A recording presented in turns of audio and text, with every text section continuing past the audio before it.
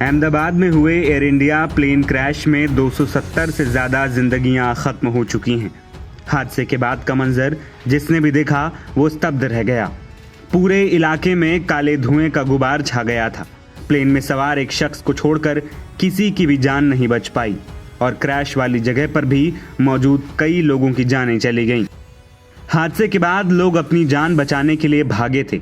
इस दौरान उन्होंने अपने सामान वहीं पर छोड़ दिए, जिसमें आभूषण, नकदी, बैग, पासपोर्ट जैसी तमाम महंगी और ज़रूरी चीज़ें शामिल हैं। अब जानकारी मिली है कि यात्रियों की छूटी चीज़ें कुछ चश्मदीदों को मिली हैं, जिसे पुलिस को सौंप दिया गया है।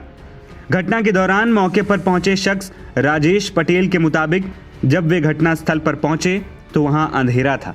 मलबे में एक मोबाइल मिला, एक लैपटॉप भी। इसके अलावा जेवर, नकदी, पासपोर्ट भी मिले। इन सब को सरकारी अधिकारियों के पास जमा करा दिया गया है, जिसमें 4-5 बैग भी शामिल हैं। पटेल बताते हैं कि जैसे ही पहली फायर ब्रिगेड और 108 एम्बुलेंस पहुंची, हम मदद के लिए आगे बढ़े। हमसे जो भी बन पड़ा हमने किया। विमान के मलबे के बीच यात्रियों के सामान भी बिखरे हुए थे। राजू और उनकी टीम सामान की तलाश में जुट गई। इस दौरान उन्हें 70 तोला यानी कि करीब 800 ग्राम से ज़्यादा सोने के आभूषण, 80,000 रुपए से ज़्यादा कैश, पासपोर्ट और एक भगवत गीता भी मिली। इन सभी सामानों को उन्होंने पुलिस को सौंप दिया है। मलबे में कई मोबाइल फ़ोन भी मिले हैं, लैपटॉप भी है।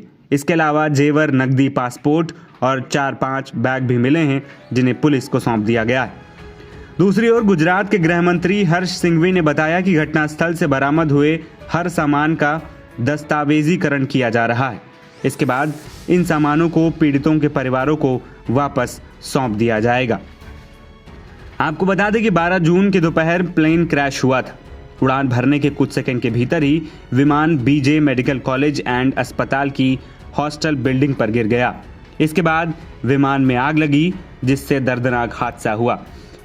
घटना के दौरान प्लेन में 229 यात्री, 10 क्रू मेंबर और 2 पायलट समेत सबकी जान चली गई। वहीं एक यात्री खुशकिस्मत रहा जिसकी जान बच गई। दूसरी ओर हॉस्टल में भी मौजूद 34 लोगों की जान चली गई। कुछ स्थानीय लोग भी शामिल हैं। फिलहाल 180 से ज्यादा मृतकों के डीएनए मैच हो गए हैं, जिनके पार्थिव शरीर उनके परिजनों को सौंप दिया गया है। लेकिन अभी भी कई परिवार ऐसे हैं जो अपनों के मिलने का इंतजार कर रहे हैं। एनबीटी ऑनलाइन की रिपोर्ट।